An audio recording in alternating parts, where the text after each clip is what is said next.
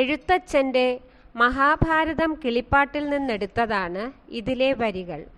ഖാണ്ഡവവന ദഹന സമയത്ത് കാട്ടുതീയിൽ അകപ്പെട്ട ജരിത എന്ന പക്ഷിയുടെയും കുഞ്ഞുങ്ങളുടെയും ആശങ്കകളാണ് അദ്ദേഹം ഇവിടെ വിവരിക്കുന്നത്. ആരണ്യം തന്നിൽ പിടിപെട്ടിതു വഗ്നിദേവൻ, കരഞ്ഞു തുടങ്ങിനാൾ ജരിത തനുമപ്പോൾ.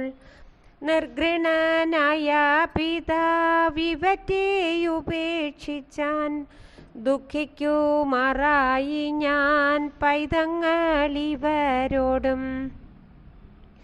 പറക്ക പോകാതെയും വന്നിതു ബാലന്മാർക്കു, നിരക്കെ പിടിപെട്ടു വനത്തിൽ അഗ്നിതാനും. ഞാനിനി ഇവറ്റയൻ തോർത്തതൻ തമ്പൂരാനെ, കാനനത്തിങ്കലഗ്നി പിടിച്ചു 4 പാടും.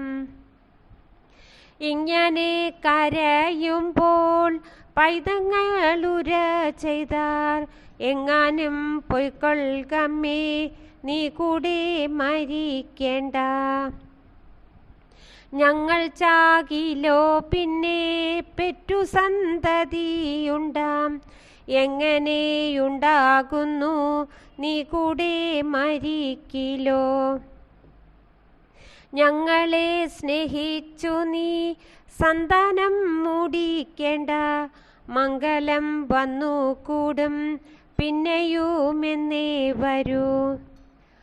എന്നതു കേട്ടു പറഞ്ഞിടിനാൾ ജരിതയും, എന്നുടെ പൈതങ്ങളെ നിങ്ങളുമൊന്നു വേണം.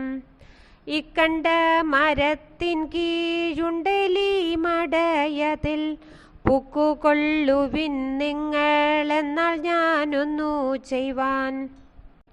പൂഴി കൊണ്ടതിൻ മുഖം മൂടിവയ്ക്കയും ചെയ്യാ, മൂഴിതൻ താഴത്തിയും തട്ടുകയില്ലയല്ലോ. കീഴെ പോയി കിടന്നു കൊണ്ടിടുവിൻ തീയാറിനാൽ, പൂഴിയും നീക്കിക്കൊണ്ടു പോന്നുകൊള്ളുവനല്ലോ. പൈതങ്ങളതു കേട്ടു മാതാവോടുര ചെയ്താർ, പൈതാഹമോടുമേവുന്നെലിയുണ്ടതിലമ്മേ. പറപ്പാൻ ചിറകില്ല നടപ്പാനില്ല കാലും, ഇറച്ചി കണ്ടാലെലി പിടിച്ചു തിന്നുമല്ലോ.